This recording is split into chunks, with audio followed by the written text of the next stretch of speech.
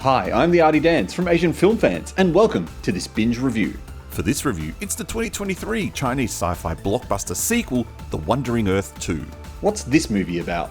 As humanity faces the end of its existence due to the death of the sun, a plan is enacted that will save the planet, the Wandering Earth Project, which involves moving the moon out of Earth's gravitational pull and then using 10,000 thrusters push Earth out of orbit and into a new solar system. At the same time this project is occurring, an alternative metaverse project dubbed the Digital Life is being developed, in where all human consciousness is uploaded into a server where a digital instance of that person will live forever. We follow three main story arcs.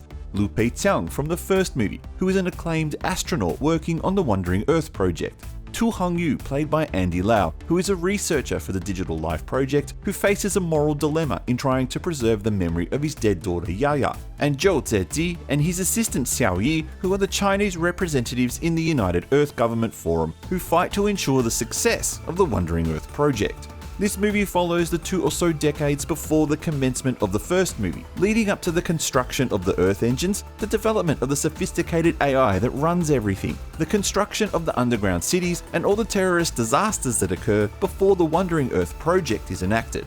Is this movie worth watching?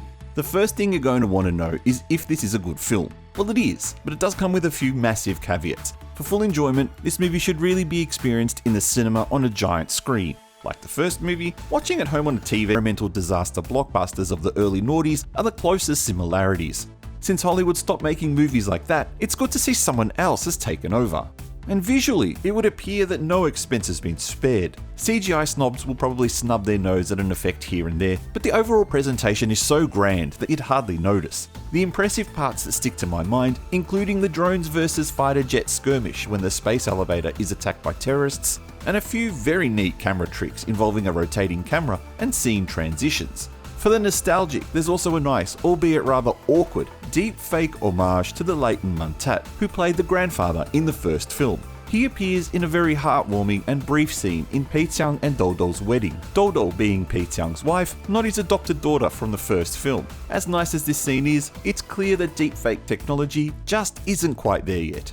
However, I couldn't help but feel the movie was just 40 minutes too long. Clocking in at close to 3 hours, it was evident when about halfway through the movie, quite a few of the audience members ran out to go to the toilet, yours truly included. If you're going to do 3 hours, follow Bollywood's example and give the audience an intermission. And this length is exacerbated by a rather ridiculous, stupid, and pointless third act of the movie, the restoration of the internet. By this point of the movie, we're supposed to be set in the late 2050s, and also by this stage, I'd forgiven the movie for not even trying to update current technology. Everyone was still using keyboards and mice, flat screen monitors, and perhaps the worst of all, mobile phones that look exactly the same as what we have now. Did mobile phone technology not advance at all?